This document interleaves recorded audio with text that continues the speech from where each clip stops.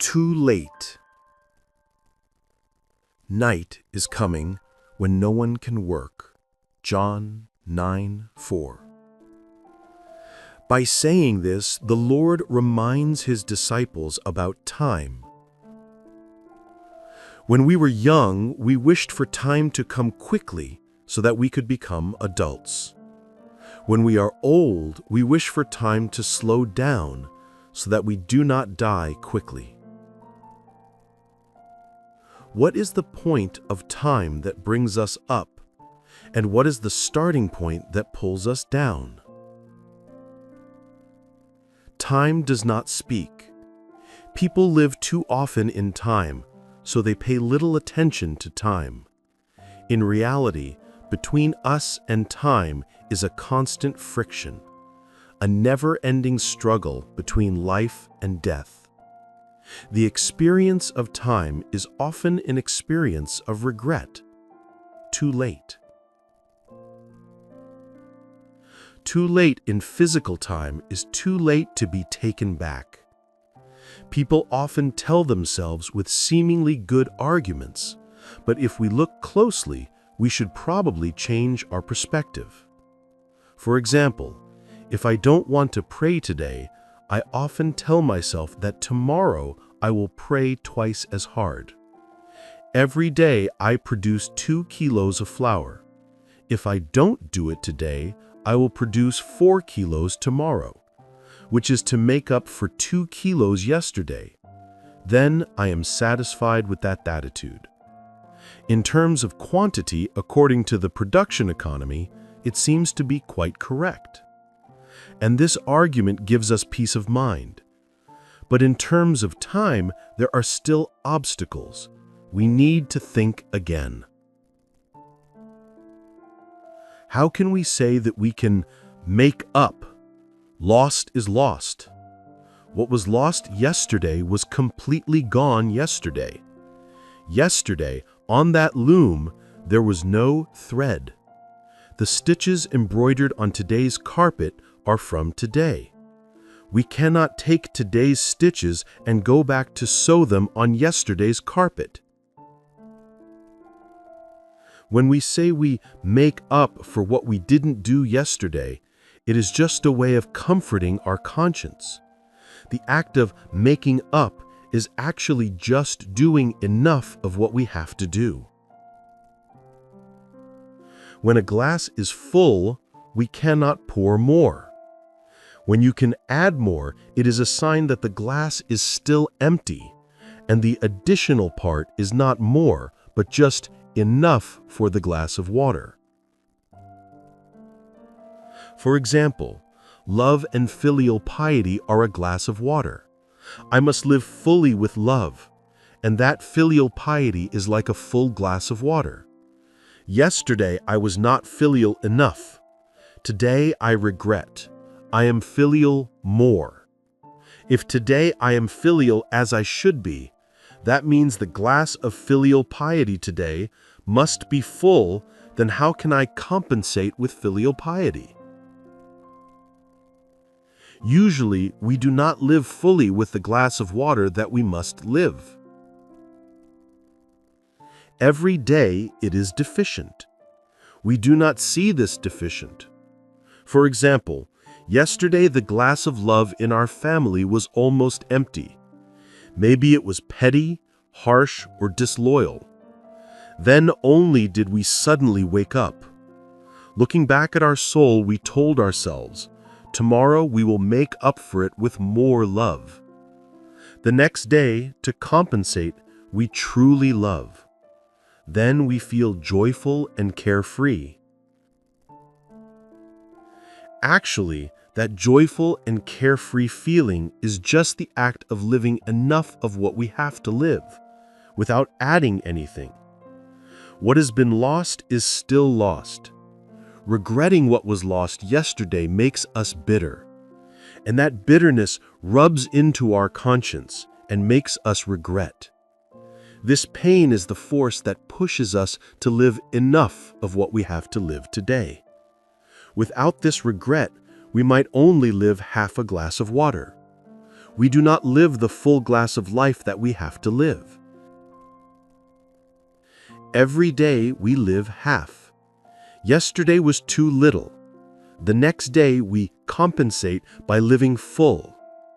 If we consider carefully the glass of life, which can be the glass of love, the glass of responsibility, the glass of wisdom of each day, if we live fully as we have to live, then that glass of water is full by itself. Where is there any place to compensate or add more? The day I left the village, I was like a bamboo tree that had just grown. The day I returned, the old image was still there. But why had the world changed so much? There were no more old bamboo trees around to shield the wind. So many people had passed away, gone to the other world. Everyone has traces of time in their lives. Looking back at those traces is sometimes necessary, because there is no way to live to compensate, to live more for what we didn't live yesterday if we do not look back at the traces of the past. Everyone has childhood memories that are so childish. I remember this memory on a late summer afternoon. It sleeps quietly in a page of my life notebook. That day, I went to say goodbye to my uncle who was going back to school. Childhood in the summer, playing with the sun and the fields and wild grass, summer is over. Now I am far away from home with the papers and exams. My heart is so sad. Those nostalgic memories of the days of entering school, now looking back, I feel so innocent. But the memory of an afternoon under the papaya tree at the front of my uncle's house, looking back today, does not feel peaceful. It has slept peacefully in the pages of life for decades. Today, it has peeled away the innocence of the past, becoming late. When summer is almost over, I have to say goodbye to everyone in the family to go to school far away. The fathers at school taught me that.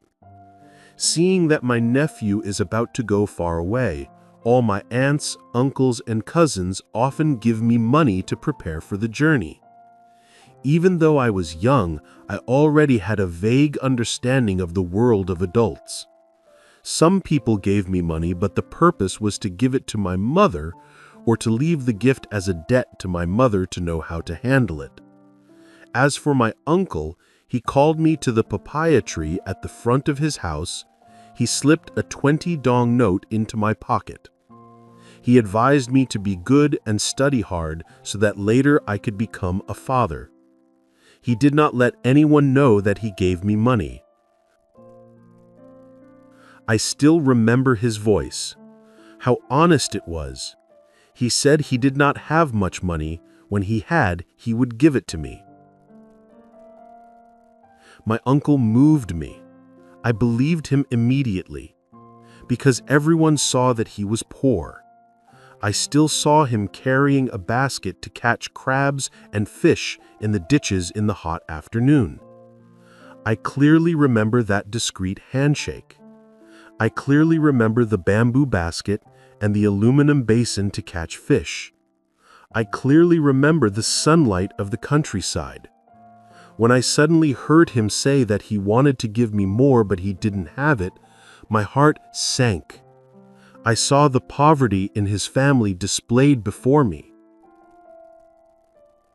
The old cups, stained with tea, were kept in an aluminum plate from who knows when. The chairs had to be nailed down with more nails but were still not sturdy. The house was shabby and dark. The curtain separating the lean-to was discolored and torn in many places. I had known the image of my uncle's life and house for a long time, but now it blew strongly and whipped into my consciousness a very concrete reality. He was poor, but he had love for me. The consciousness of childhood was very simple. It told me to return the money to him. I wanted to cry. I wanted to tell him, okay, I won't take your money, but I couldn't say it. I didn't know what to do. He didn't give my young mind time to react. He patted my head, remember to study hard. Then he went into the house. It seemed that he could read my emotions, or maybe he wanted to avoid his own emotions because he was poor. A page fell down at the end of the day. But that day's page was different from the others. A tear fell down. Back at school, the first few weeks, I often thought about it at night, because I felt so sorry for my uncle. He loved me, but he was poor. I didn't expect that memory to stay with me forever. I pasted a $20 note into my soul diary, the book that my spiritual director told me to keep, to write down what happened to my soul, to write a daily confession to God. The small book with the flowers I carefully colored at the top of each page. The $20 note was like a memory in my spiritual journey as a teenager. Later on, I no longer felt regretful, blaming myself for not being brave enough to refuse, daring to accept money from my uncle when he was poor. I gradually said goodbye to each year of high school. That childhood thought was replaced with a new peace over time. That soul diary became pages of childhood memories that I put in a drawer of my first life. Then came the day I wore the habit. I began to practice thinking like an adult. I had dreams for the day I became an adult. I have dreams for the day I become an adult. When I go back to my little diary, I wish to become a priest. That day, I will show him the $20 bill that I have ironed flat and kept carefully for so many years. But time has its own fate. Those youths were also the years of war. There was not a day that I did not hear the sound of gunfire. Then what had to happen, happened. After the days of refuge, returning to the parish house, I saw my belongings scattered everywhere. I suddenly thought of the diary. It was gone. The photos, everything I wrote about my childhood had burned with the war. On the doorstep, around the church, under the bell tower, everywhere there were bullet casings shining in bronze. The bullets had been shot far away. All that remained were the shell casings lying still. Where had the bullets gone? Who had fallen? Who knew that invisible bullets had shot into my soul? I don't want to believe that the memories, the lines written about my childhood are lost. But fate never speaks. It is as silent and cruel as time. The dream of becoming a priest and then showing off to my uncle about those $20 is no longer there. The diary and the paper my uncle has turned to ashes, as calm as death. I stand in the ashes looking back at time and feel it is too late. Time always has mysterious mysteries. More than 10 years of memories sleep peacefully, holding dreams. Then, a dusty ash falls on the road. Time turns away like a footstep. I cannot find that memory again, except for the times when I think about the past with the regret of time imprinted in my soul. Then, suddenly one day, I left the country. Left everything behind. Only the dream of becoming a priest was left with me on my way. The most confusing journey of my life. I thought I would never see my uncle again. Time brought the country into days of poverty. I don't know what he does for a living. His old age will gradually dry up, and his betel leaves will eventually fall. Will he still carry his bamboo basket to catch fish along the road? It's been so long, I can't imagine what happened there. The time has come. On the day of my ordination, I received gifts and congratulatory flowers, but I kept remembering the 20 coins at the base of the papaya tree decades ago. That night was so quiet, very quiet, because no one knew. Time, there are delays. Time, there are understandings that are beyond my sight. Then, one day, unexpectedly, I was so excited when I returned to my hometown for the first time. Among the gifts, I thought of my old uncle. What gift should I buy him? I knew I could not recall the memories of the past decades because he was old. The money had burned. He probably did not remember anything. It was the day I first entered the house after nearly 20 years apart. How could I say it? There were faces I felt very familiar with, but could not remember. Noisy, people coming and going, the joyful emotions of the family. Do you still remember this uncle? Do you know that girl? In that noisy feeling, I still could not forget my old uncle. I thought he must be very old. I did not know who that person was in this chaotic crowd. I was playing a game of finding people. I waited for the first days to pass. I waited for the emotional waves that had accumulated in the family for more than 10 years to calm down. Then I would visit my uncle. I happily thought that now I could help my uncle with some money for his last days. I would silently keep the old memories. But fate has its own cruelties. When I asked, my family said that my uncle had died. The answer was like a normal information, but for me, it was different. I saw the sky covered with clouds like sad silver hairs. The betel leaves in my imagination of my uncle had actually fallen to the moist ground.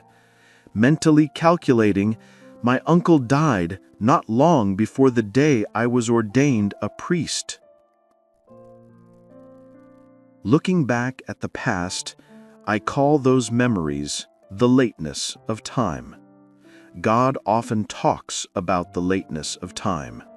For example, the story of the rich man and poor Lazarus. After death, the rich man faced his eternal life. He wanted his brothers to know what the afterlife was like so that they would know how to live while they were still on earth. But everything was over.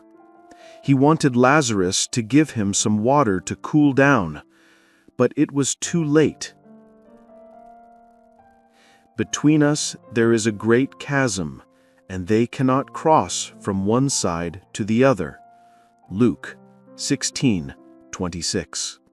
Then there was the story of the flood. People were eating, drinking, and having fun until the day Noah entered the ark, but they did not know. They were swept away by the flood. Knowing the rising water was too late. The story of the 10 virgins who went to meet the bridegroom was the same.